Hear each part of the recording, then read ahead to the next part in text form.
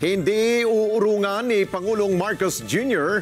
ang hamon ng ilang mga mambabatas na sumalang siya sa lifestyle check, gayon din ang lahat ng tauhan ng ehekutibo. Pero nang hamunin naman ang Pangulo na isapubliko ang kanyang SALN, iginit ng palasyo na huwag haluan ng politika at tutukan lamang ang isyu na habulin ang mga dawit sa mga anomalyang flood control projects. At kaugnay niyan, pabor naman ang Malacanang na isailalim rin sa lifestyle check ang mga kontraktor, ito yung mga kontratista at kanilang mga kamag-anak. Eden Santos sa balita. Kumasa sa hamon ng lifestyle check si Pangulong Ferdinand Marcos Jr.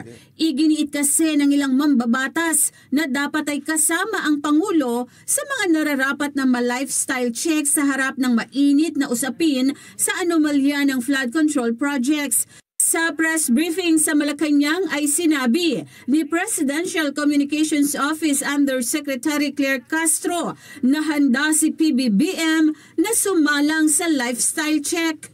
Una rito, iniutos mismo ni PBBM ang lifestyle check para sa lahat ng opisyal ng gobyerno kasama na ang mga kasabwat na kontratistang nakinabang sa mga government projects.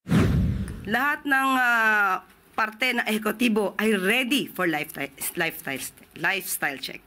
Lahat po na ehekutibo, miyembro ng ehekutibo ay ready, pati pang Pangulo. Pero sa hamon ay sa publiko ng Pangulo, ang kanyang Statement of Assets, Liabilities and Net Worth o SALN ay idiniin ni Castro na huwag ilayo ang issue sa maanomaliyang flood control projects. Okay, lumalayo kasi po tayo sa issue. Sinabi po natin na ang Pangulo, ang buong ehekutibo ay ready for lifestyle check. So wag po tayong lumayo sa issue. Ang issue po ngayon ay tuligsain at habulin ang mga involved sa flood control projects. So wag po natin ibahin at wag tayong medyo mamulitika patungkol dito.